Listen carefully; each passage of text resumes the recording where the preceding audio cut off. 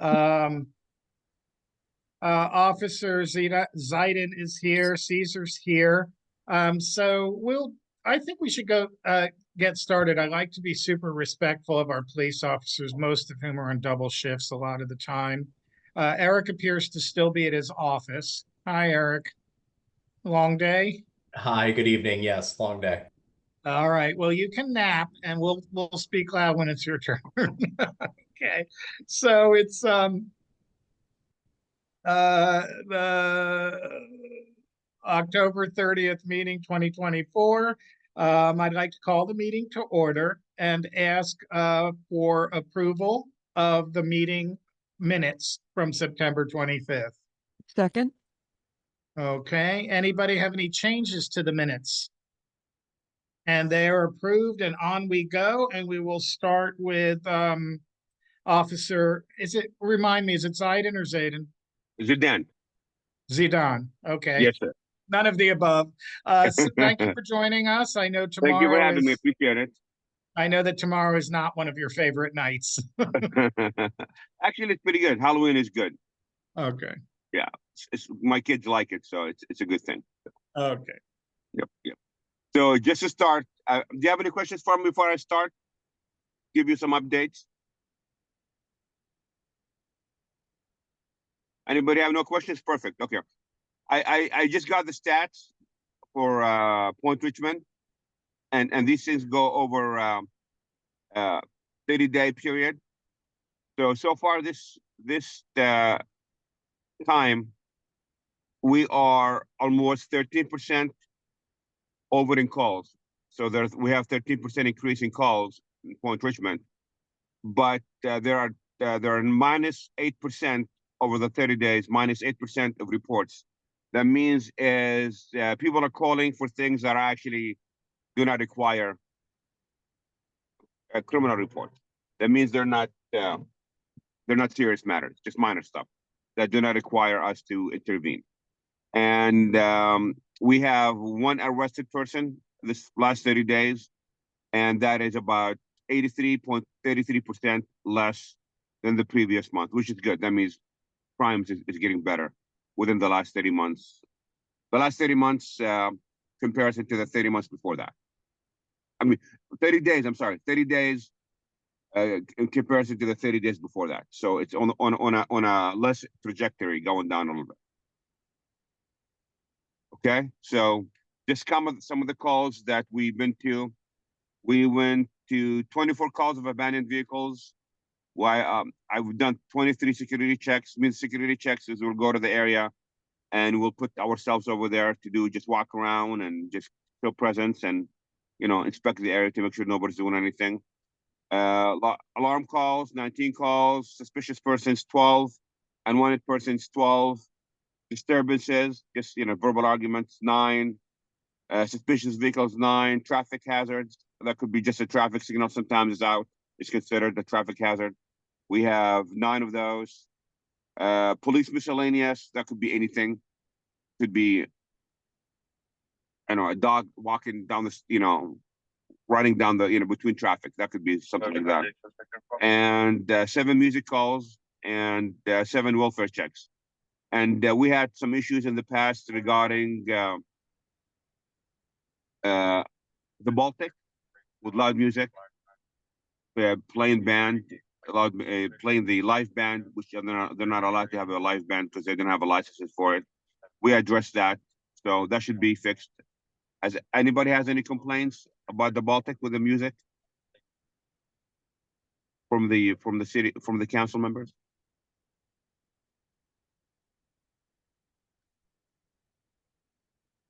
Nobody? I've only heard about them on social media. Okay. So That's a good thing. Yeah, people are not shy. Peter Tatum will tell you they're not shy to call their PRNC president about how do I unclog my drain or whatever. So, well, hey, just curious. It seems to come up every meeting. Has something changed or? Well, we just told them they need to get the licensing to get the live band before they're able to. But we've had citizens call and it's too loud. They couldn't go to sleep. And at Yeah. night, especially if it's at night, the sound carries over a lot more than did in the daytime because of the traffic sound and other stuff. So it was an issue initially, but now I think we've put an end to that. And just a couple of things, updates from the PD. I know I'm sure probably everyone knows we're kind of struggling with staffing issues. So we have, I think, like 3 people in training now. We have a bunch of people in the academy, and we have a bunch of other people in the hiring process, and we have a whole bunch of other people actually applying. So we have several people have left, whether to other agencies or have retired. More people going to retire. So it's kind of like taking 1 foot forward and another foot backward when it comes to staffing. But so far, we're on the plus trajectory. As soon as the attrition slows down a little bit because of retirements, because a lot of the people that are retiring has been here for 25, 30 years. So it's time for them to go on to their next adventure. You know what I mean? So I've been here for 20. I've been here for 20 years. I wish, to be honest with you, I wish I was a little bit younger so I can stay some more, but I got another 6, 7 years to go. Then I just can't, your body can't handle it. You feel it after so many years. Like we have a saying that the streets always stay young, but we got older. Officer, I wanted to point out one challenge that we're having. There are neighbors here who've mentioned this to me, and I've had a few calls. I have forwarded the information to Michelle Milam, who probably forwarded it to you. We have a homeless resident, but he has means. So he seems to prefer to camp in his van. His name is Nico. People know him. He exhibits the characteristics of somebody who's what do they call it? Sometimes friendly and sometimes very really Bipolar? angry and aggressive. Unstable. Bipolar, perhaps, but I'm not Bipolar. I'm not a therapist. But he has those 2 Doberman pinschers, and he does walk all over Point Richmond with those dogs unleashed. They've attacked several smaller dogs in the community. He's aware he's not insane or inebriated enough not to know that he's supposed to have them on leashes. So I'll make sure that you have that information because you're the one that's around the most.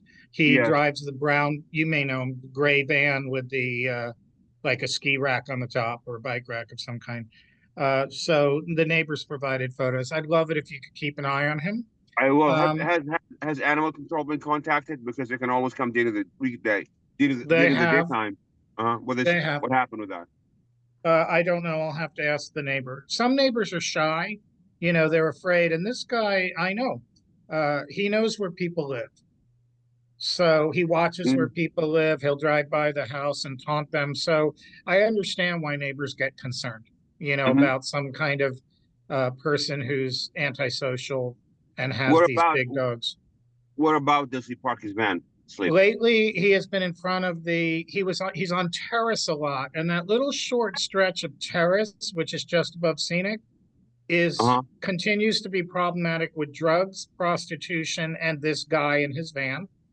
And then he was down in front of the old hamburger stand across from Judge Carroll Park, the one that's currently closed. Okay. So he was parked there pretty conspicuously because he used to put these cones out. And, as if because there was some construction going on, and then he'd park in the wrong direction, facing the crosswalk. The whole thing's stupid. And I think the people who were doing the construction came and picked up the cones, and that seems to have allowed other people to park there. He's been on nickel a bit, but he moves on pretty quickly because I'm not easily intimidated. So I just want those of you who see those 2 dogs, let us know. We'll keep an eye.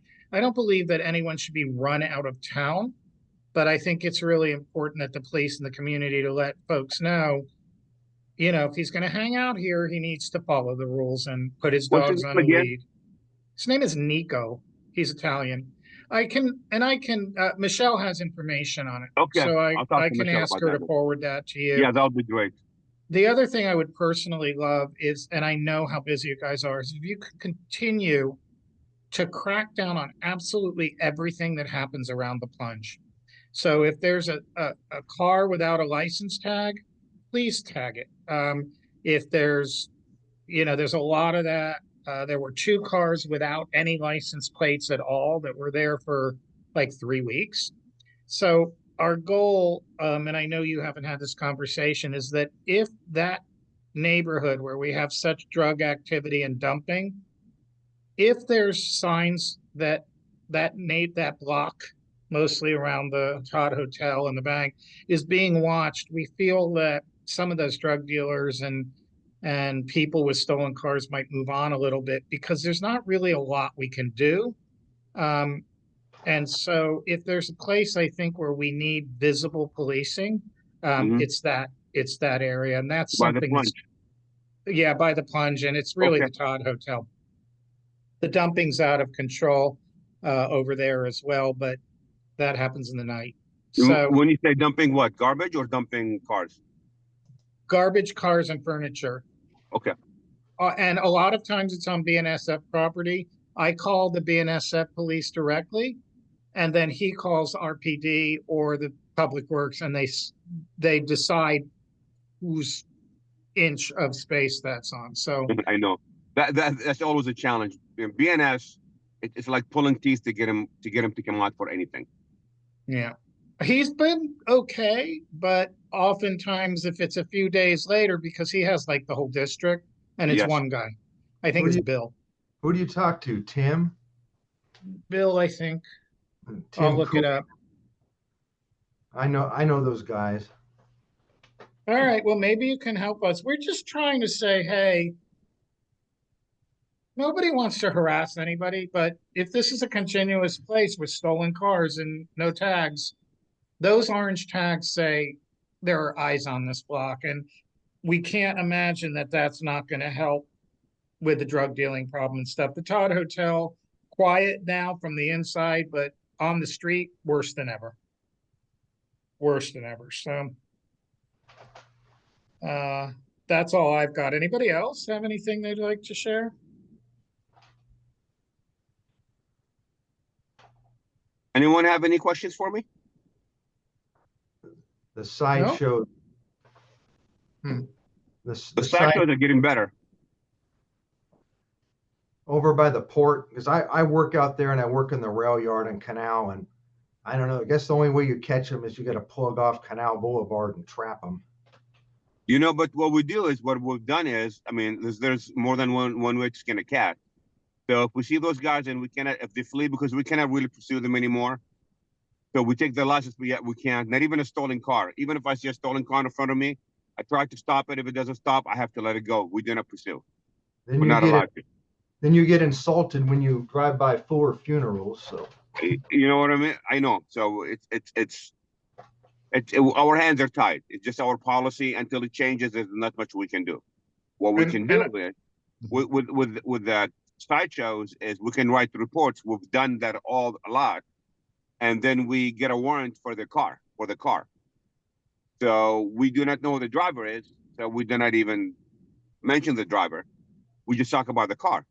So the CHP gets these warrants and they go around and they pick these cars, and each car gets taken away for 30 days. I personally, this year, I arrested 2 people for doing donuts, and I've taken their cars for 30 days and I took them to jail. And they can't afford the storage bills, so. So pretty soon, well, some of these cars they spend like $30,000, $40,000. Some of these cars are like, so like the Dodges are like 60, 70,000, 80,000, some of them. So, and they're a bunch of dummies doing donuts in such a high value vehicle, and they're ruining them, Like Barrett and San Pablo and taking out the traffic signal controller cabinet. That was one a few weeks ago. Yeah. So I do know that Caesar will, when we kind of open this meeting up a little for questions and answers of Caesar, one of the things Caesar and I discussed is that he was going to mention some of the mitigation that Public Works has. to make your job a little bit easier. That'd be Right, great. Caesar? Maybe? Yes? Okay. I can't remember what we talked about. Okay, well, anybody else? So the officer can go home to his kids and get them dressed as little ghosts and goblins? Oh, no, I'm still want to go. That's tomorrow. Well, it takes practice. They need a dress rehearsal. Thank you so Yeah. much for being with us. My We know you pleasure. work a Anytime. long If shift. you have any questions, please send me an email. It's bzadan@richmondpd.net. Very good. Thank you very much. Thanks. Okay, now it's president's report. So I'm going to kind of go through it. It may actually take a few more minutes than usual because we have open mic. And so what we do on open mic a lot is this is a chance for officers to tell us, to talk a little bit about what they're working on. And then the open mic portion, Caesar's not an official guest speaker, but most of the questions you have, he's best at answering them. So I just wanted to run down a couple of things. I think I want to throw this to Edie. Are you still with us, Edie? Edie, you're muted. Edie has stepped away from her screen. So if she doesn't come back, I will try to cover what we were going to discuss. I want to remind you all that next meeting will be the combined November and December meeting. Since Thanksgiving comes the last Thursday of the month and our meeting is the last Wednesday. So we combine those two meetings, and that will be on Wednesday, December 4th at the usual time at 7:30. And of course, we'll send out plenty of notices to remind you that it's Wednesday, December 4th at 7:30. Margie was mentioning that we're going to be hyping up the children of Washington Elementary tomorrow morning. For those of you who haven't, if you happen to be new in town, if you're around, the Washington Elementary School costume parade and candy grab will happen tomorrow at approximately 10 o'clock. Oh, I see Edie's back. Approximately 10 o'clock. There is a new principal, and the PTA members say she's quite nervous about moving the full contingency of 400 children through town. I don't think she understands how much support she'll get from the community and the police department. So if you're around, if you haven't, please, all of you have, no, it's the cutest darn thing of the year. Please come out, support the kids, cheer them on, wear a funny hat or costume if you have one, or some kind of Halloween stuff, and watch the merchants throw candy at 400 children in 30 minutes in an act of terror. And again, this year, as Margie mentioned, and thanks for setting it up, Margie, the PRNC is participating in handing out candy. We're also handing out stickers and crayons. So I think that Margie's gallery is providing the candy, and the PRNC provided the crayons and the little packets of crayons and the stickers. So that's about 10 o'clock around the Town Triangle Business District. Edie, are you back? I am. Thanks. Could you just real quick, I was going to ask you to jump ahead and tell us a little bit about the status of what's going on with our finances and what you've done with our finances or with our status. Oh, well, the most important thing that has happened certainly recently is that we are now officially, according to the IRS, a 501c3 tax deductible charity. So all of our donations that are made to us are tax deductible now officially. In the past, we had to rely upon the, not the neighborhood council. What's the name of the organization? I keep always forget The it. Richmond Neighborhood Coordinating Council, Coordinating Council, PRNCC. right. Yeah, so we had to rely upon the coordinating council because it had a 501c3 so that especially large corporations that would donate to the PRNC needed to write their checks to the coordinating council in order to receive the tax benefits, which of course they very much want to have. Now we are no longer reliant upon them. It was a little bit of a bookkeeping nightmare, I'm sure, for them. It was certainly difficult for us to track down donations that were made to them and ensuring that they came to us. It was just kind of a bit of a dumpster fire that way. So now the dumpster fire is officially out, and we do have a 501c3 status. If you are aware of that, or if you are aware of any donations large enough, or certainly anyone that makes donations to PRNC,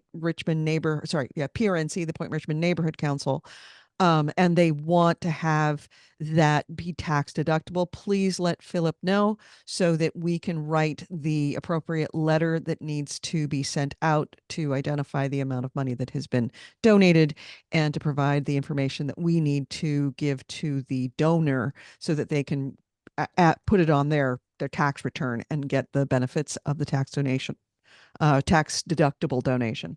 So that's the biggest thing. The other things that have been recently happening is that I'm sure you're all seeing that you're getting more frequent notifications from us in your email inbox. We are no longer sending out our notices via just a general email distribution list. We're now sending it out through another an online service, which allows us to more easily contact you, but more importantly, when there are things going on in the neighborhood, such as the recent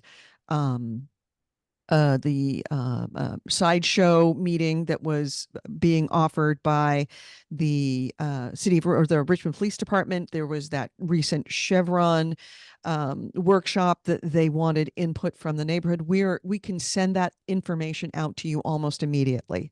So that's been a very good thing for us because it's a lot less labor intensive, and we can get information out to you as soon as humanly possible, so that you don't miss what's going on in the neighborhood just simply because nobody has time to write an entire email and then send it out by hand. So the other nice thing is that you can now unsubscribe if you would like from the newsletter and from all of our mailings, which it is a federal law called the Can-Spam Act that we were not in compliance with. We are now in compliance because this service allows people to unsubscribe on their own, which is a federal requirement and has been for about the last decade. So yay, we're no longer in violation of federal law, and yay, we're now 501c3. Thank you so much, Edie. I'm going to step away update. for a moment. If you have any other questions, wait 5 minutes. Okay, thank you, Edie. I appreciate it. Edie's really pulled together. You guys don't, the community doesn't know what the old process was. We were 6 of us all sending stuff to me, then I was compiling it, or to Peter, and then we were compiling it and sending it to Buzz, and Buzz was sending it out, but only on Tuesdays. And so this is very streamlined. The one thing is, when we replace Edie in the future, we're going to need to find somebody who knows how to do MailChimp. In the meanwhile, she's teaching me. She said dumpster fire. I wanted to mention the success of our second dumpster day. Remind you all that that is staffed by volunteers, which is your board. And one person from SOS was sent over to help us. We did collect, and not too timidly, we did collect donations this time. We raised a few $100s, and we are working, of course, and Margie can tell you what our grant application was for the Gateway Foundation. We don't know whether or not we've received it. We usually do, so we hope so.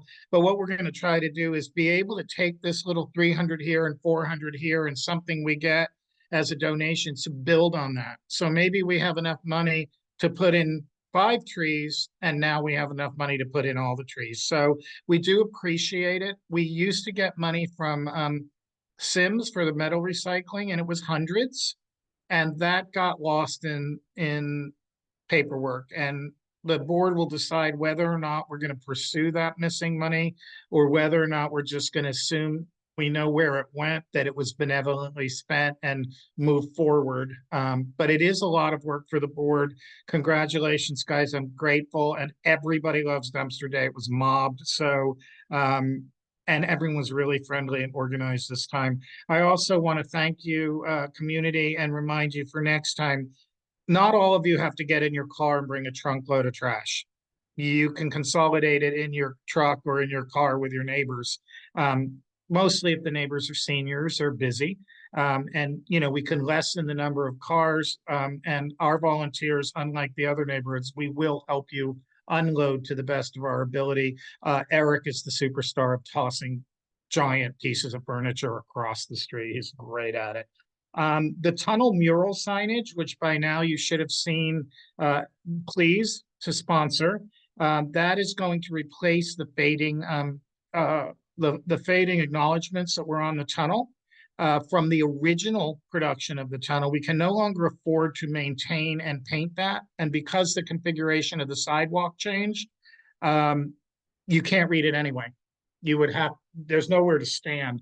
So we are doing that National Parks Service style signage, almost identical to the sign that's at the flagpole at the corner. And the artwork has gone out 100 times. So the good news is that that project is wrapped up as far as the solicitations are concerned. The artwork and the list of participants and sponsors, including Councilman Cesar Zapata, thank you for sponsoring our project. That is in the hands of Marcia Valier's company, which has donated maybe $10,000 worth of artwork and production for us. So that we hope to have completed by mid-November and up for people to read about the history of the tunnel, the PRNC, the artist, and to thank all those sponsors with their names and logo. We hope to be able to have that on display by mid-December. The Parks Department is going to help us get that up. And the Richmond Neighborhood Coordinator Council is asking for very clean, warm clothing for a citywide effort. So they're going to sort through the donations from the various neighborhood councils, and they're going to just to be able to distribute those donations where they think it's best. So some might go right back to GRIP, or some might go to children to help children. Some might go to women's shelters. So I would really like to participate in that. And if any of you can assist by coming up with an idea of how we could collect those clothes, I will be very happy to get them to the Richmond Neighborhood Coordinating Council for distribution. So what I can't do, unfortunately, is do the whole collection campaign. I just don't have the time for it, but I'm happy to coordinate with a volunteer if anybody has any ideas of where those clothes can be dropped, or who can help us coordinate that and then get them to me, and I'll get them out. The other thing I wanted to mention about that, of course, is I've done these clothing drives before. They need clothes they can wear. So if they're stained or dirty or torn, please don't, just give nice, clean clothes that they can utilize. A lot of these people need them for work. The last time I did this, I ended up doing loads and loads of laundry because people just kind of literally dump their dirty laundry on my doorstep. So if anybody has any ideas how we can collect that, that would be great.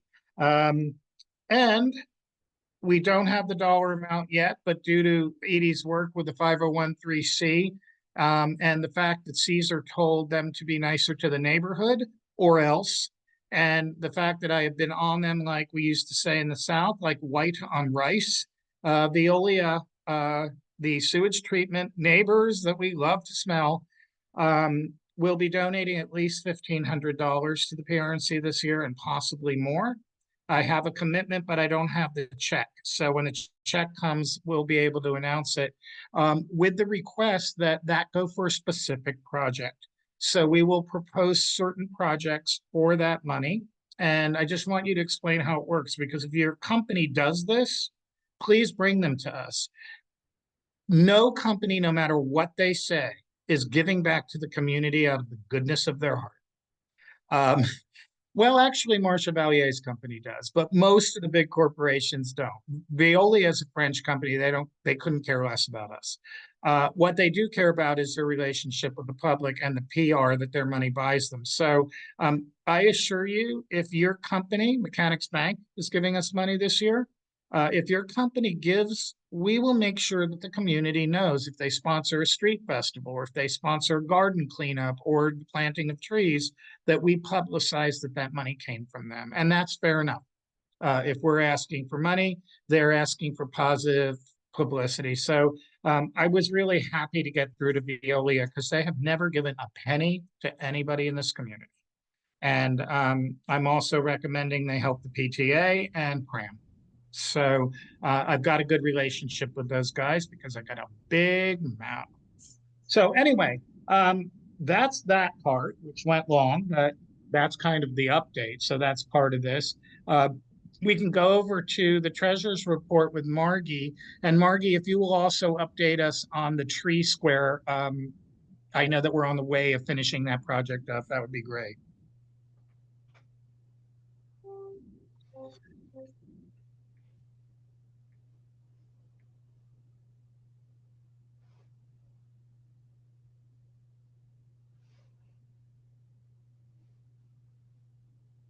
Margie, you're muted.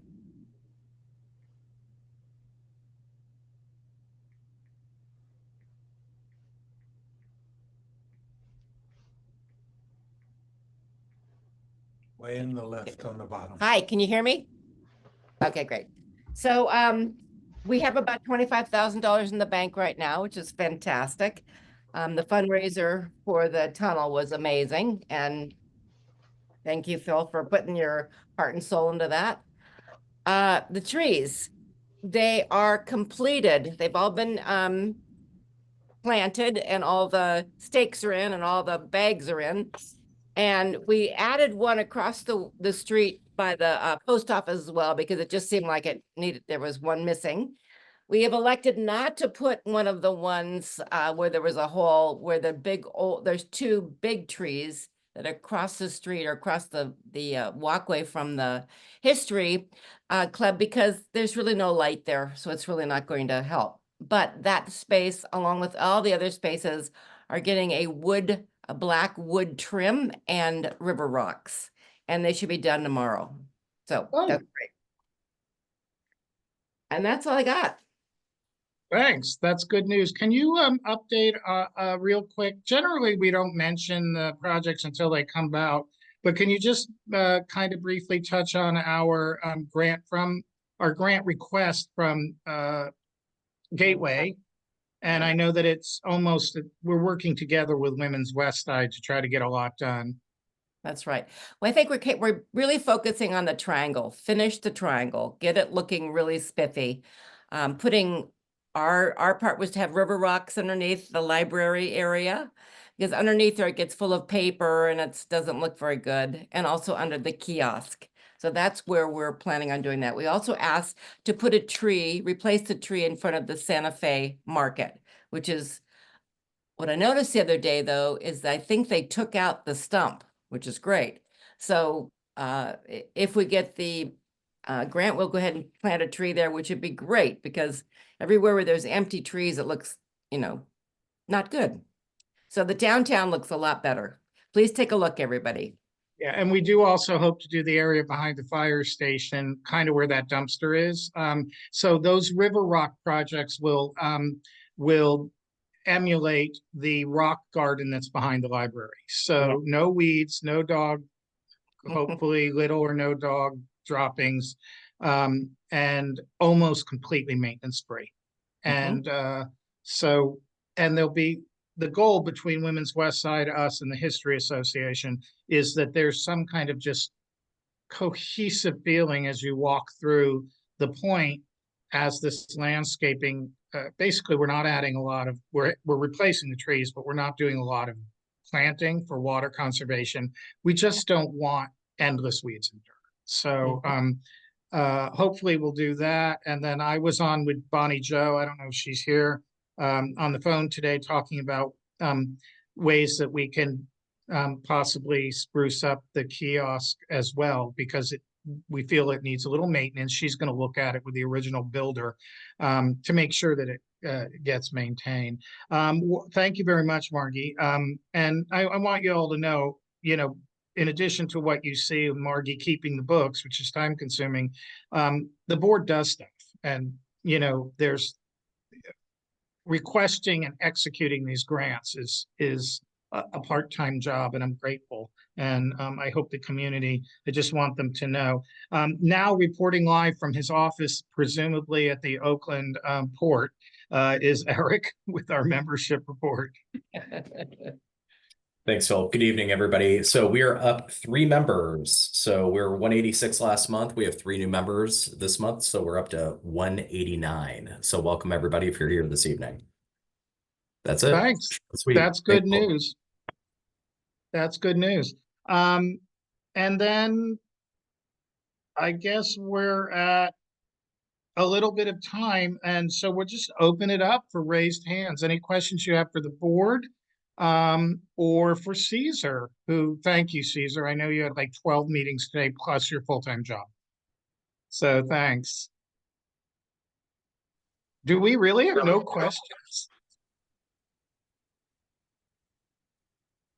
Caesar, do you want to take the open mic and discuss a few of the points that we discussed, that you were sharing with me, some of the projects that Public Works and you are working on? Yeah. Thank you. And happy beginning of the holiday season to everyone. We start off with Halloween and the nights or the days getting shorter, darker, depending on how you like it. But a couple of updates, and I'll start off with some of the comments I heard for our police officer around Canal Boulevard.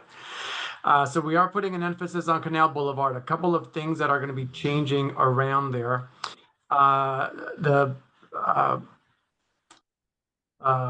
Charles, who is from the port director, he is working with me. We're working together. He's going to be installing some more berms around Canal. So there's some areas on Canal Boulevard and the port area that either have broken, fell over, or got destroyed somehow or other. So those are getting replaced. There's also some areas around Canal Boulevard where people are using them to do donuts. So we're blocking those off. So there's and little corner pockets right now. I see James kind of shaking his head. Everybody probably knows. I could probably share my screen and show you. But those areas where people are using to do donuts, they're going to get a berm. People can still access them if they need to park there or there's a bicycle or whatever. But the berms are coming up in such a way where you can't perform a donut anymore. So strategically, we're covering little pockets around. And then Lisa's saying where. Philip, am I able to share my? Yeah, I don't see why not. Give it a shot. Trying to. Oh, here's the button. Okay. Let's see here. Edie, are you still with us? Ah, there you go. Okay. Can everyone see my screen? Hopefully. Let me know if you can't see it, but so I'll start off with sort of what's happening around our port area. So around here, they're going to start installing more cameras around the warehouse here. So if people come out and try to do any kind of sideshows here, they're going to be caught on camera.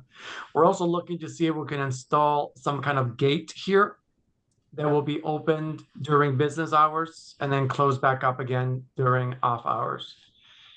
And then as you come down Canal Boulevard, there's little pockets like this one right here. You can see the circles already.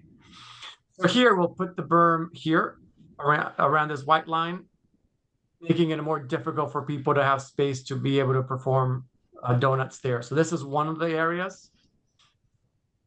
There's another right here. All I have to do is find the circles. So this is another big area. We'll also be putting another berm here, covering it.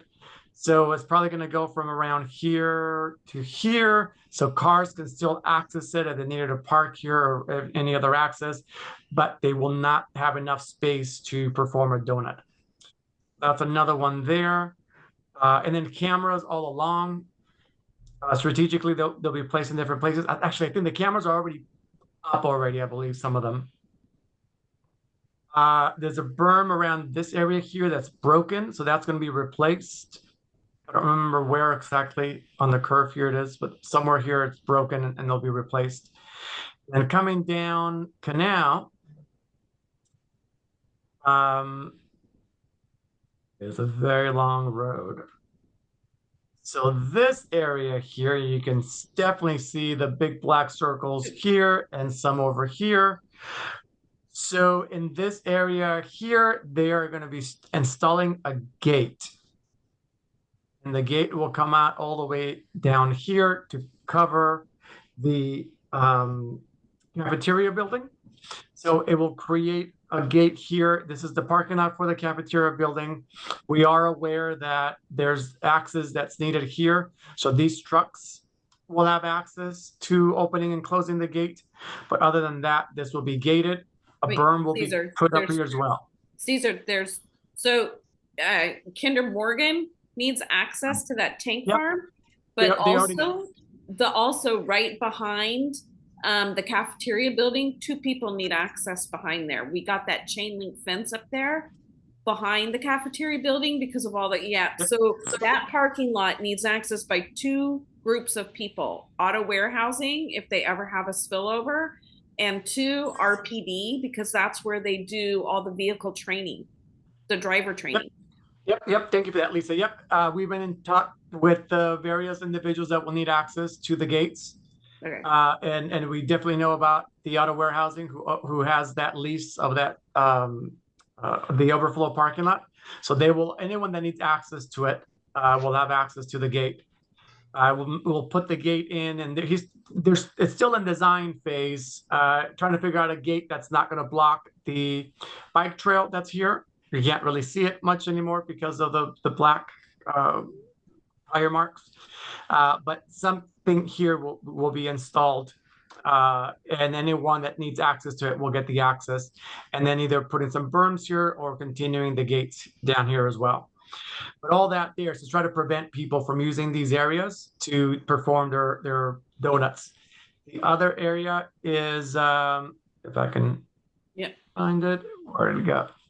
Nope. Oh, here it is. There it is. I was just looking for the donuts, for the circle. So this area here as well, we'll also be getting a gate installed here somewhere. And it won't be that Wood thing. take home gate, as I call it, because you can take it home. Whatever gate was here was just wood and metal, and people moved it out of the way. So this will be a real gate that will be installed, blocking people from getting this access here. So this area will be covered in this one. These are the 2 biggest areas that people are doing donuts on. So those will be covered.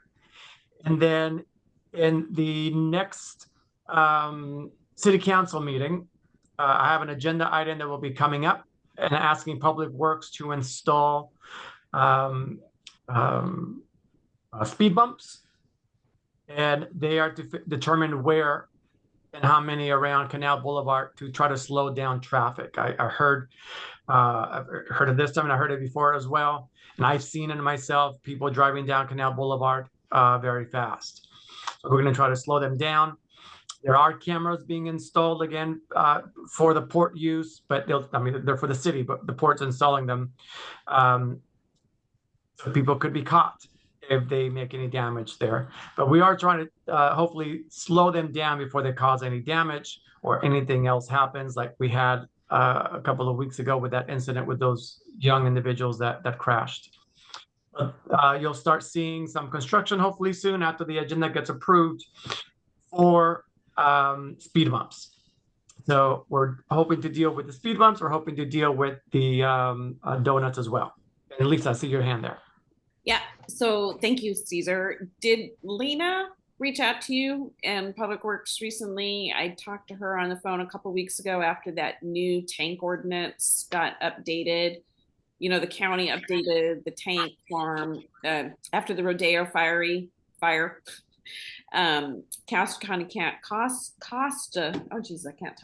Contra Costa County updated their tank ordinance based on the issues that happened at that fire. And then Richmond updated their ordinance just at the last 2 meetings. They had the first and second reading. And when I talked to Lena about that, we brought up again the emergency evacuation route that's supposed to be in place that comes from West Cutting through the train yards and ends out on Wharf Street. And she was going to reach out to Charles. And I said, Public Works, it's not just Charles, but also Public Works is partly responsible for that, about making sure that the Knox box is put in on the gate off West Cutting so fire and police can cut through there. And then they have to have a clear route all the way through those car lots exiting out on Wharf Street, which also has other gated entrances. Has she brought that up with you yet? Not that I have seen.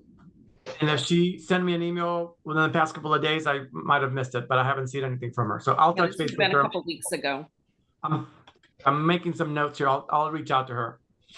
And then I'll be talking to Charles as well. We discuss the port fairly often.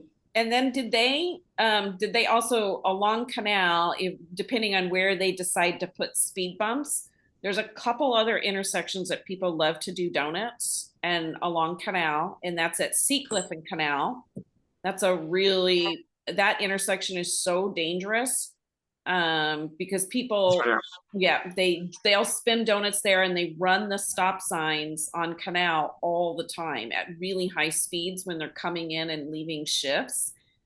And then if you go, Lisa, I'd like to point out that's also a kind of dangerous and blind corner as it is. And then, just the visibility there is weird anyway, plus these problems Lisa's describing.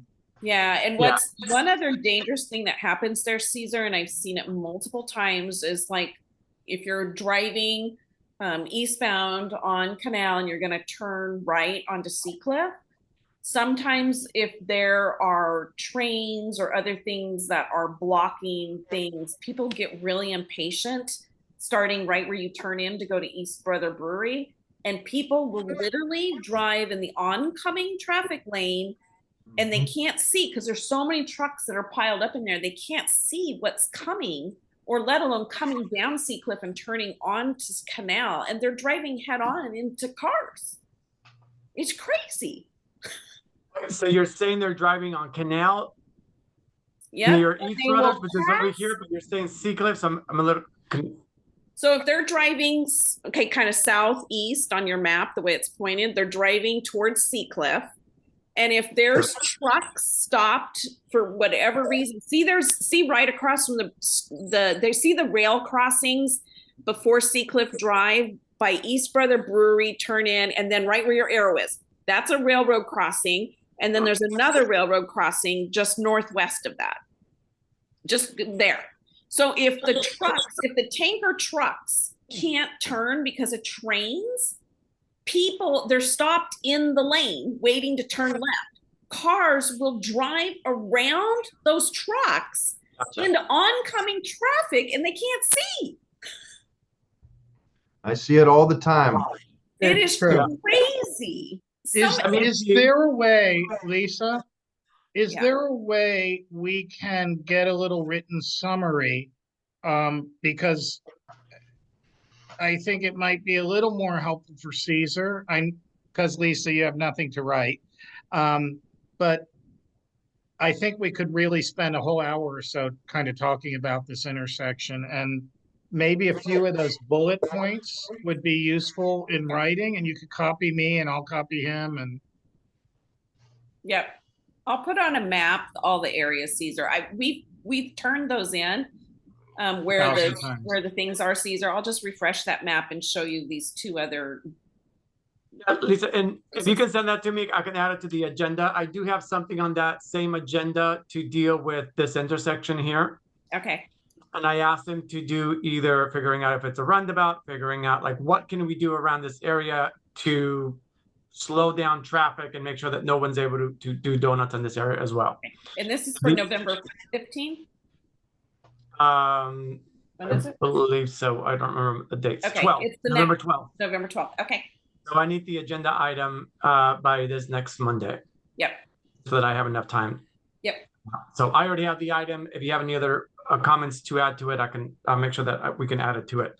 That Thanks. will be dealing with And Canal if any Boulevard. of you have comments above and beyond what you heard Lisa make, and everybody in the city knows how thorough Lisa is, send them to me and I'll forward them to Caesar. Easy enough. Thank you, Philip. And then continuing on Canal and more of traffic related and safety related. It's been a while, and I know Lisa was working on it when she was with the mayor's office, and she passed the baton over, and I've been trying to run with it, and I think we're almost there. So we got $100,000 approved in the last city council meeting to put in the emergency gates that will go between East Richmond Avenue and Canal Boulevard to cross through here. Those emergency gates will be for the fire trucks and police in case they need to get from their fire station onto the other side of Canal whenever there's trains blocking. So if the trains are blocking here, they'll be able to cut through and go through East Richmond, come over to the other side of Canal, and be able to access this side of Canal. That was on the agenda for $100,000 approved already last meeting. We are working with, or I'm working with Public Works. I sent them over the bids that you got, Lisa, I think 2 years ago, that you forwarded to me maybe 3 years ago. 1 year ago and 2 years ago. 1 year ago, 2 years ago, yep, 3 years ago. So they now have them. That's we're looking into it. We're looking to get the all the right permits and everything here. So that don't have a time yet of when that will be installed, but that project is moving forward. It's moving more forward than it's been before. So the funding's been approved, the project's moving there, and we're in meetings about the next steps there. This is huge. We've been trying to get this since 2016. Yeah. So thank you. So I know. Thanks, Caesar, and Lisa, thank you for, what do you call it? Honey badger? For Yeah. honey badgering on this. That's it. Eight years. I also I've wanted, only been here for 1.5 years, but we're getting there. so I also wanted to mention, okay, are we still on? Well, I have a lot of lists. You tell me when Okay. to stop. I can talk all night. You tell me when to stop. That could be a Well- preview. I can give you more later. I would like for you to touch on some of the other topics that we mentioned when we talked together. One of the other ones is safer crosswalks and looking at other traffic calming solutions that we can find. And some of them we'll do as pilots, and hopefully they work out.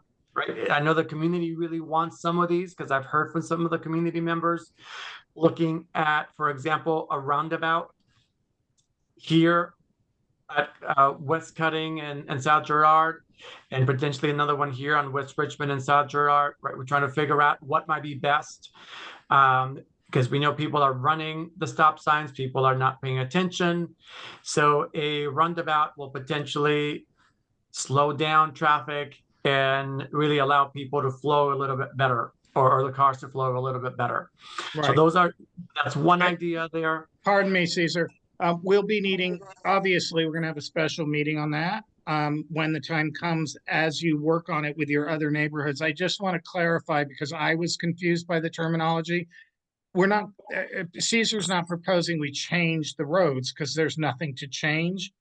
But one of the visual pictures that's been brought up is the idea is, hypothetically, if you can visualize what the wigwags look like in the middle of the street on West Richmond, imagine one just sort of in the middle of the intersection there, just enough to make people slow down. They wouldn't actually drive around it in a circle, but they couldn't tear through the intersection. So it's just something that's in the middle of the road. And then, of course, we were also discussing the fantasy of raised crosswalks.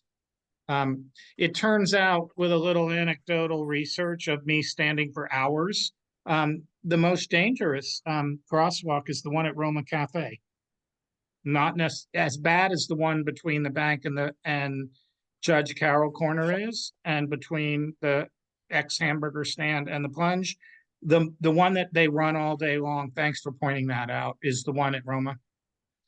which is, that crosses over to Judge Carroll Corner. So, all right, thanks. Didn't mean to Yeah. interrupt that. So no worries, but thank you for adding that. So and the roundabouts is a partnership that I'm putting together with another neighborhood council, the Hilltop District Neighborhood Council in particular, one of the HOAs. They want some runabouts in their area, and they're willing to put some money in to get some of the engineering and some of the thoughts. So want to put them together with you guys, get some synergies going, and then looking for some funding, creative ideas. So just trying to bring different parts of the district together to work together for solutions. Another idea that's come up as well is looking at more decorative crosswalks. And I just brought this up as another idea. Let me see. I just Googled these so people kind of know it. I'm pretty sure people have seen these before. So trying to do something around the crosswalk area has been proven or has been shown that it slows down traffic and makes it easier to find where the crosswalks are. Right now, all of your crosswalks here on West Richmond Avenue were recently redone, and they were done as piano crosswalks. Before they were just flat. I think you only had one piano, and I think the rest of them were flat. So we put the piano ones, again, drawing more attention to the crosswalk, adding that more color. Cars can see it easier, faster, better. And then we add a little bit more coloring in there. It should hopefully help people slow down. Those are some ideas there, and this will be a couple of pilots throughout my district or our district to start it off with and see if it works out. Then potentially it could be something we do everywhere else. And I'm saying it's a pilot because I'm the one that's pushing. I know all my colleagues are looking for a lot of traffic calming solutions. So they might also have something similar, but I'm really trying to drive this train forward and getting us there a little bit faster. And I see Peter's haunted mask in the background and with a question. Yes, Caesar, a few years ago, we were having discussions about how to slow traffic through the tunnel. And I came up with the same conclusion that you did for these sidewalks. I put forth a lot of the same illustrations that you showed. And I mean, there are like special effects crosswalks that look like they're three-dimensional, different things that arrest people's attention. It would just require somebody from our local arts colony to put in a little work. I might be reaching out. This is again just a pilot. Eventually, if it hits more, then we'll want to have more and more community input about the colors, the shapes, and everything else. But as a pilot, we want to just test it out. But if anyone, even through the pilot, if somebody says, and I know we have artists, so if anybody says, hey, I can lend a hand to help design something and help draw it as a volunteer program, please reach out so that we can work together and make this pilot really be really great. Here's some more, something simple. You see this one here, you already have the piano white line, so maybe just adding a little bit of color as you see here. So again, something simple, see if it works, and then start reproducing it everywhere else. And if it doesn't work, make the tweaks that are needed to make it work until they hopefully they work. But thank you, Peter, for that comment there. And again, please reach out if anyone has any thoughts and suggestions on what it could be like. Sometimes it seems that our historic downtown, and I do believe there's such a thing as too much signage.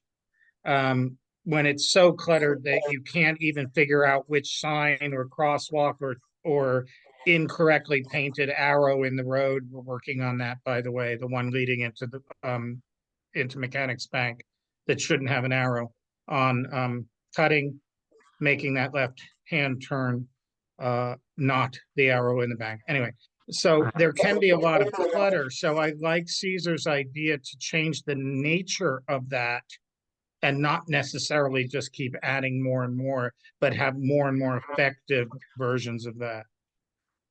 Caesar, what else did you want to, was there anything else you wanted to touch on? And then some landscaping to try to do some and this is not really innovative, it's not my idea, this is an idea that's been out there already, I'm just going to bring it forward. We know that there's been issues with the unhoused climbing over and breaking through both the fence and the gate that's here on the corner of Railroad Avenue and Tewksbury, and then they kind of find housing corners underneath the freeway here. So looking at getting some landscaping that looks nice, but it's not very nice if you're trying to walk through it. So it will be more of a preventive measure. So if people want to get to the other side, they're going to have a little bit more difficult time trying to get to the gate, to cross over, to get to the other side when they really shouldn't be anyways, because right now they're cutting through the gates. So that's going to prevent them from doing that. So looking at that as well, I met your neighbors, the palm trees, I forget the name, the palm tree company. I met with them and they had a lot of really great plants that we can use. And they're willing to work with me to get a discount to try out this as again, another little pilot per se of what we can do when we change the landscaping. It's very hardy. It's not going to require a lot of watering. At the beginning, it will need a little bit of care. And then throughout time, we'll need to do a little bit of care, but it won't be a daily or a weekly thing once they're installed. So looking to get some help with that as well. We'll probably see if we either do a volunteer day or you might just see me out there digging holes and putting them in. But I'll let Philip know. So if anybody wants to come and help out. Thanks. It looks like James has a question. Oh, yes, James. Will that be a collaboration with Caltrans? Yes. Okay. And I will let them know. And I know that this part of their land over there as well. We meet with them monthly. They are a little bit slower than I want them to be. I'm going to let them know that we want to help. And if they want to help, they can come over.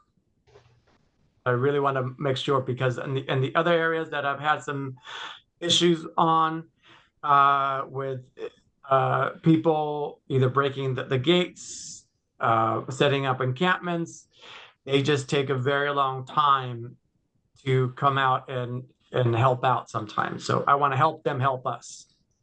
Hopefully that answers your question there, James. And then I'll move us really quickly. Oh, Caesar, yes. as you may be aware, the neighborhood council did ask, and we're getting some help from folks who are more knowledgeable with terminology and the government programs. There are millions of dollars coming into Richmond specifically to mitigate homelessness on Caltrans property. And we just need to continue. We will present that letter to you and the appropriate staff. But we want to make sure that we've got an anecdotal 3 to 4 times as many people living under there now. It's just a growing problem, and also at the plunge as well. So we just want to make sure that those millions, some of those millions, come to help get these people housed, instead of just kind of landing here and, you know, not receiving focused services. You know, because there's 20 million here and 40 million there and 50 million here, and once in a while, court comes out and talks to our 30 homeless residents, you know, in our neighborhood. And another tool, and since you're speaking about the unhoused, another tool that we'll be having in our county effective December 1st, and I already started talking to Joya to see where they are on this, is the care court. So that will be another tool that we could potentially start using. I've been working with Michelle Milam to start identifying some individuals that could really use that help, and try to have us be first in line once care court comes into place. The mandate from the state to the counties is, and each county has a different date, but our county is to have it installed by December 1st. So we're a month out. And Joya says that they're still working on it. But we want to be one of the first to start having individuals who really need this help make sure that they're put up to the care court, should that be a solution for those particular individuals. And then we do need the housing, so that I agree with you, Philip. We definitely need that housing there. Lisa, question. It just real quick. So Philip was referring to the ERF2 grant, which is the one that's shared encampment resolution funds. For those that may not be familiar with the state funds, Richmond has now received 3. They just got ERF3, but ERF2 still has money in it, and that's the one that we're trying to apply for funds to address the people living underneath 580. And there's a fence. There was a whole fence proposal, Caesar. You may or may not remember this. A hardened fence that Michelle and I met with Greg Hardesty and the other guy from Public Works, but I think they're both gone now, Mark and Greg. Mark, So yeah. so all that fencing is part of that, besides just vegetation, and that is to address Caltrans property. So you'll get that soon. And then the last thing, just quickly, did John say it all, John Joya? Did he say it all what care court implementation in Contra Costa County looks like? Is there a facility? And yet they're looking for that. He says that they were working on it. And I know that they're trying to have the facility be, or one of the areas that I heard, and it's not there yet, so I'm assuming they're going to have it somewhere else for now, is at the, it's in our district, in District 2, and it's at the adult shelter on Brookside Drive. I don't know where Brookside is right now. Let's see here if I can find it. Thank you, Caesar. Hey, Caesar, I know you had a long day. I don't see any more hands up. Lisa, thanks, of course, for your always totally in the know input. I'd like to vote that we let Caesar go to sleep because he's been up since early this morning, and we'll have you back, of course, again in the new year, for specific topics. Thanks for everybody who asked questions, and happy Halloween, Caesar. I hope you are doing something fun either for the community or hopefully for yourself. I'll see you all tomorrow. Okie dokie. Hey, bye, everybody. Thank you, Caesar. All righty, let's move on to our running behind community briefs. Anybody here for search? Charmaine, any updates? The one thing I just want to mention about disaster preparedness in our community is Brickyard Landing Safety Committee had a meeting for all of Brickyard Landing to talk about disaster preparedness, a specific scenario of what could happen. Like, here's a scenario, something could happen, what should we do?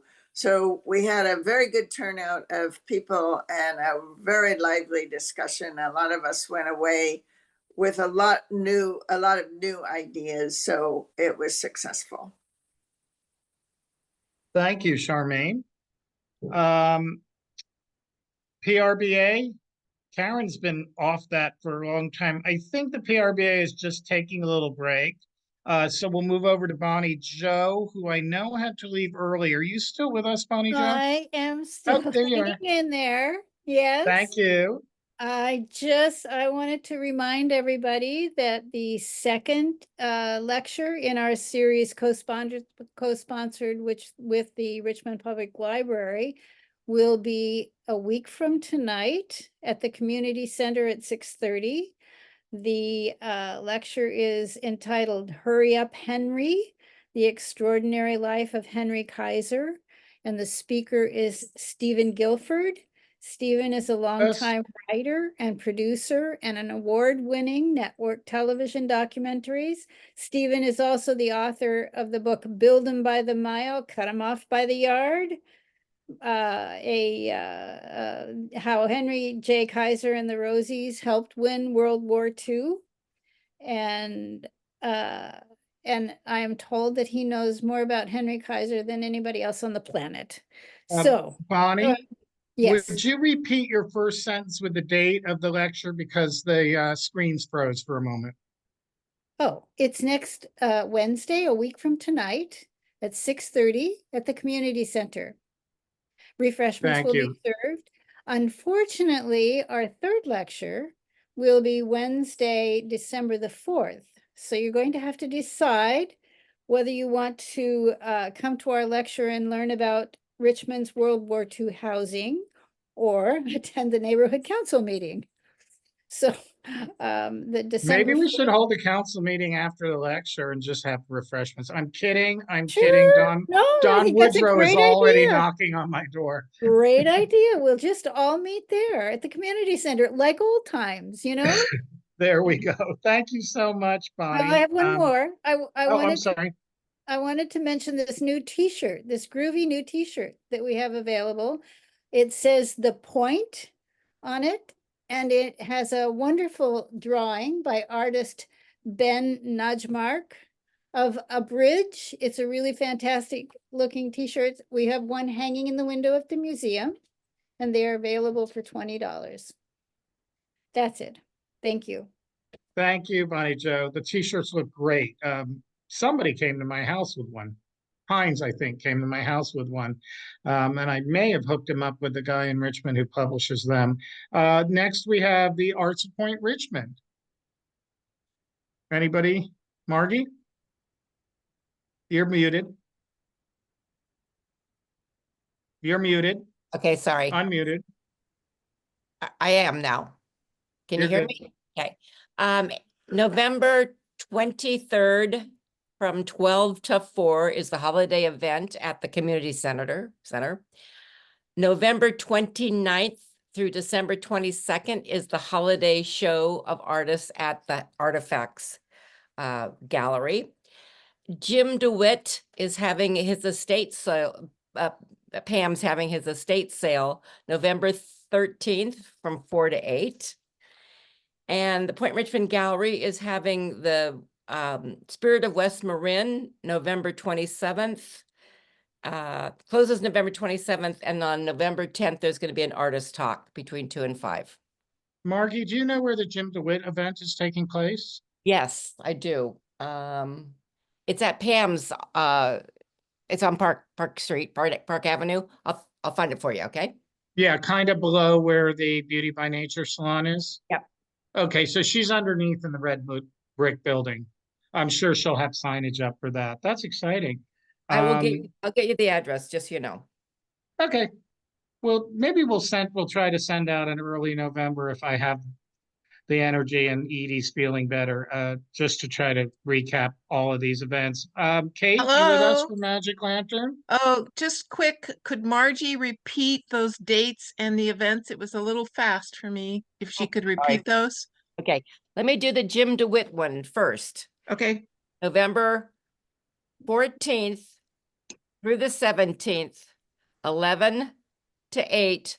It's at 125 Park Place. And the opening reception is going to be the 13th from 4 to 8. Okay. The Arts of Point Richmond, the Holiday Fair, which is at the community center, is November 23rd from 12 to 4. The holiday art show at Artifacts is November 29th through December 22nd. And then the Spirit of West Marin, it closes November 27th. November 10th is the artist talk at the Point Richmond Gallery. Thanks for repeating that, Margie. I'm Thank also you. sure Anna, who couldn't make it today, will be very glad for that slow interpretation when she does the minutes. And now we're back to Kate again with what's going on with Magic Lantern, please. Starting, this is our third, November is our third movie for this year, from our year from September to April. We have 7 new members over last year. We're doing very well. I actually learned to ask for members, so that's getting more of a response instead of just assuming people would attend. Our next film is called The Teacher's Lounge. It's Germany's film Oscar nomination for this year, and it will follow the election on the second Saturday. I'm not sure how this is going to go. It will. The film is a thriller, and some would say really frustrating and uptight, and all your issues about public school will be brought up in this film, as well as the election. So it's either a happy time for people or a sad time for people. We'll just see what happens with that. So we'll be prepared. And we meet the second Saturday of every month, September through April, and at the Methodist Church at 7:30 for the showtime. Thank you, Kate. I'll Thank you. chime in. I don't see anybody who I know all of you, I think, who have small children. But I will remind you of what I mentioned at the beginning of the meeting. Pram will do its annual Halloween party tomorrow, 4:30 to 6:30. It is a potluck. And so that they'll feed the kids, they're having a costume contest, and then they let them out into Michael Nye's neighborhood, up in the State Streets and over by where the fabulous haunted house is. Last 2 days to see it on Buena Vista at Montana Street. And then so usually if you don't live in the state streets, you will often, we're getting our kids a little later now. So they hit that block and then they work their way back up over to the other side of the railroad track. So that's great for them. Cram is rebranding as the RC Fieldhouse. And the name thing they're still working out. So if you hear RC Fieldhouse, that's Cram. It has something to do with their 501(c)(3). So I think they renamed, and they also, those of you who remember 1,000 years ago, it was Point Richmond Area Mothers was Pram, and then it was Parents Resources and More, but the building is called the Field House. And it's also being used as overflow for the elementary school, the elementary school after school programs, which is a little problematic for them. But we're going to be having them as guests. We're going to have a different community organization as guests in the new year. So we'll learn a little bit more about that. Anybody have reports on the Brickyard Cove, or Charmaine, did you just cover that with the safety part, with the cert part? You're muted. I don't have any other news at this time. Okay. No news is good news, right? LUDRC, stay on the mic. We did not have an LUDRC meeting, but we did ask for a little update concerning the Keller Beach Sewer Project focus group.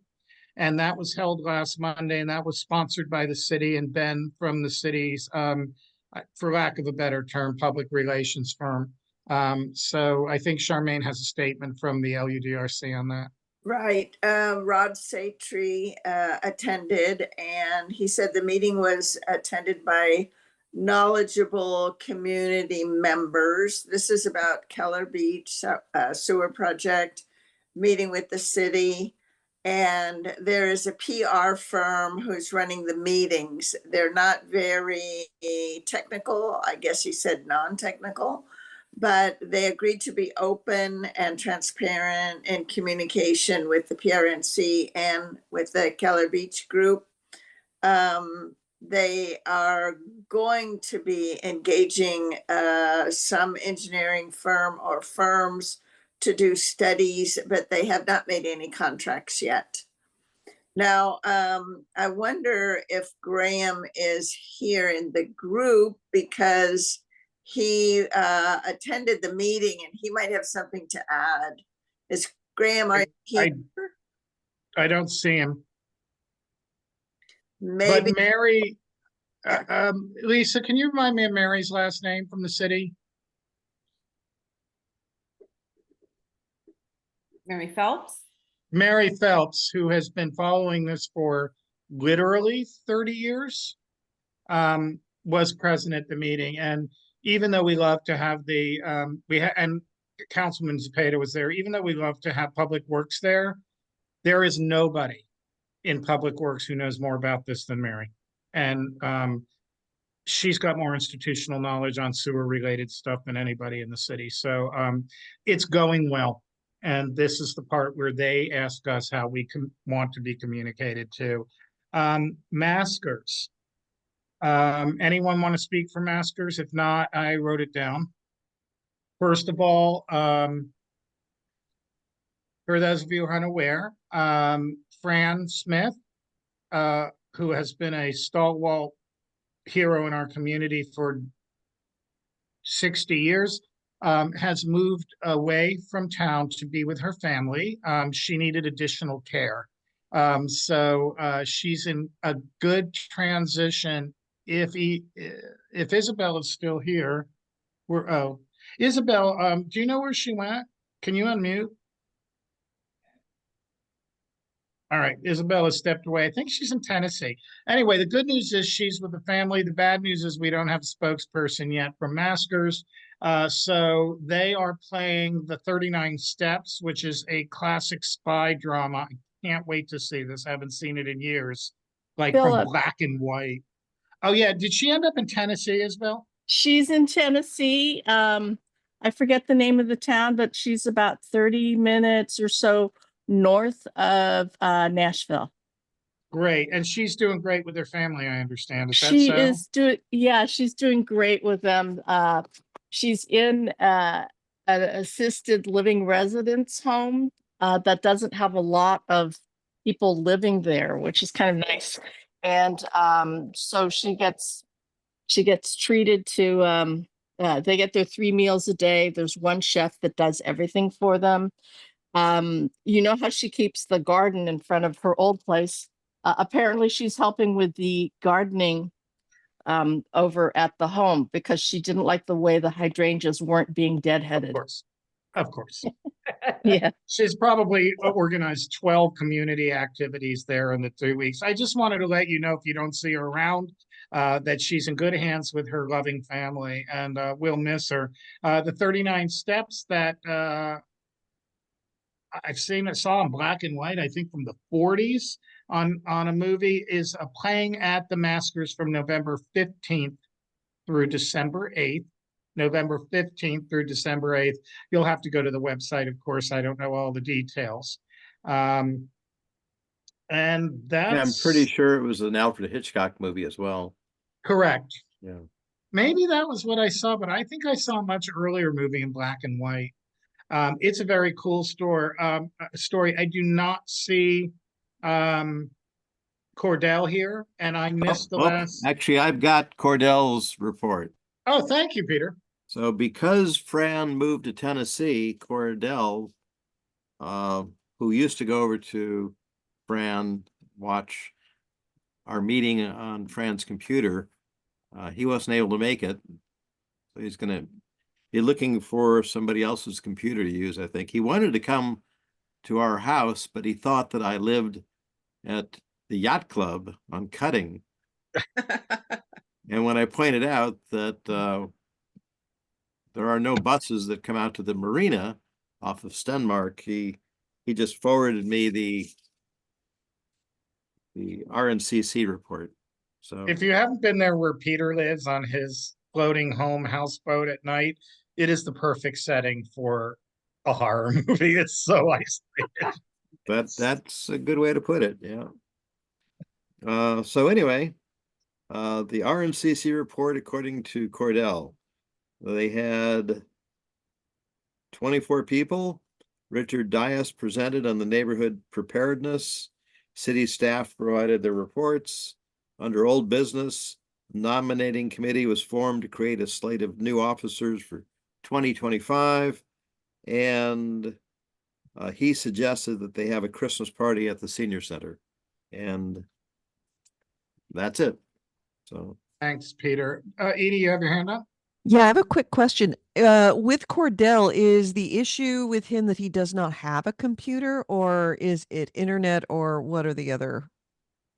I'm not entirely sure. Sue and I have seen him with a laptop, but perhaps he doesn't have a reliable, I mean, we don't have a Starbucks anymore, and Kaleidoscope closes early, so maybe there's no place for him to get reliable Got it. Okay. internet Well, service. And if then, it you is know, a matter of computer, please have him contact me. Okay. I am in the process of unburdening much of my house since I'm cleaning out a lot of my late husband's stuff.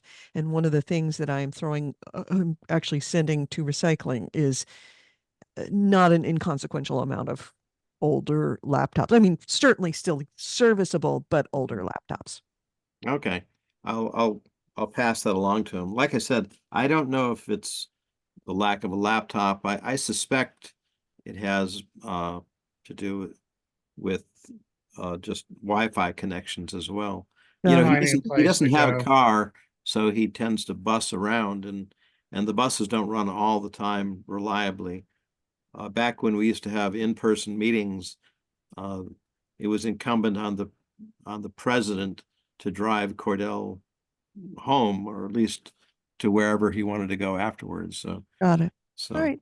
Well, all right. Thanks. And let me know if you get any other kind of insight on that. Thank you. okay. Thanks for offering. That's really generous, Edie. I don't see Gary and Marin here, or Gary or Marin. Graham's not here. Any reports on Red Oak? No. Women's West Side? As I mentioned, they don't have any events, but as I mentioned, we are all crossing our fingers for Gateway grants to do the projects all together. I do see Peter Taylor, or somebody who resembles his lower part of his face, to fill us in on ping pong. So we haven't had ping pong for the last couple of weeks because the yacht club is refinishing the dining room where we play ping pong. And then this coming Monday, I volunteered to be a poll worker, and Monday we're going to be setting up for the following day. So there won't be any ping pong this weekend either. So, or this coming weekend either. Anyway, that's it. Thanks, Peter. And I think that leaves us with Rosie and no Jim. So accidentally, we're at public forum, which we just kind of had. If anyone would like to introduce themselves, any new folks? Jimmy, by the way, who, if you don't know him, is the Ferry House guy, joined recently and became a member. And it's nice to see your name, if not your smiling face or a Ferry House image. Anybody else? Kate, what's up? Thank you. I don't have an introduction. I just had a question quick. The notice for this meeting came without attachments. So unless I missed something, I didn't see an attachment for this meeting. Is that going to continue in this new way, or No. no? Let me explain what happened, and I don't know Sure. that even if Edie caught it. The initial one that went out, so if you just look back like 10 days to the initial one, that was the full newsletter. Now, we don't do Okay. attachments anymore. It's all just included Oh, in, okay. in one long, and that was the whole point. You don't have to click on in one long MailChimp presentation. Okay. So it'll have the meeting information, click here, it'll have the agenda, and it'll have the minutes all Okay. in one place. If you, like, I need to print these out so I can follow them. When I get those MailChimps, I just click on this and it allows me to print it out as a PDF. So what Edie, correct me if I'm wrong, what Edie is doing is she's dropping the PDFs into the body of the email. It keeps Okay. you from having to open those, because I found out that over half the people who were receiving our emails didn't understand that they were supposed to click on this to Oh, see it, because gotcha. not everybody is computer literate. So Gotcha. our point was to make it all in one. So that is there. If you need it, just shoot me an email and I'll resend it. But Okay. and then Edie, because there was a little glitch in this one, and we had to go back and redo it because I made a typo on the date. And so when Edie sent it the second time, it was already today. So she just sent it out. So thanks for pointing that out. It was a good Kate. And where else? Oh, here we are in my hand. Anybody else? Remembrances or celebrations? Charmaine? I just wanted, I'm not usually reading next door, and that's probably where the news is. I did hear about our Smiling Crossing Guard getting attacked, and I wanted to check in and see how she's doing. I'm sure somebody on Nextdoor has said it, but I haven't read it. She's been replaced. She's taking a break. She's stable, and intends to come back. So there's a temporary guard. She is 84. And so, it is very difficult, sometimes for seniors to kind of jump back. That was a terrible situation. And, Do there'll you be have any news. insight on this? I haven't heard about this, but I haven't been No. looking at Nextdoor for my own mental health. I think somebody who was mentally ill attacked her. I can't remember. I'm afraid from the Nextdoor post, I can't remember the details. That somebody said it was a man, but I think it was a woman. I can't. It was a woman. It Is was there a an woman. apprehension? Lisa, yes, man or woman? I just asked if they arrested the perpetrator. They detained the person. I'm not sure what the status of them is now. And she got her purse back. She was assaulted and had her purse stolen, and they recovered her purse. Well, I don't want to say this is good news, but at least it sounds like the purse snatching and not some random act of violence might have been the reason for this attack, because it's less terrifying if there's a reason than it is that somebody just randomly hit the nicest woman in the entire universe. Next month, we hope to have a little bit of actual kind of discussion that's going to include this beacon of hospitality in our community. So I want to thank you all for joining us. I hope you have a safe and happy Halloween. Don't open your door to anybody normal looking tomorrow. And come on by if you want extra Reese's peanut butter cups to my house on Nickel Avenue. We've got bags and bags and bags of candy. Show up tomorrow with a little hat or support of the new PTA and new PTA president and new principal. And I think she would really love for people to wave and smile so she can understand that this is a community that embraces her kids, because it's an overwhelming job. And that's been a revolving door of principals over the last few years. So hopefully we'll see you all at 10 o'clock. And after the little ones go by, stop by. We'll be up in front of Margie's gallery, throwing candy and crayons at the kids. And we hope those of you who celebrate Halloween, some of us do it as almost a religious experience. Have a great time and stay safe and keep your eyes open. And we will see you on Wednesday, December 4th at our combined November-December meeting. Thank you so much, everybody. Bye. Happy Halloween.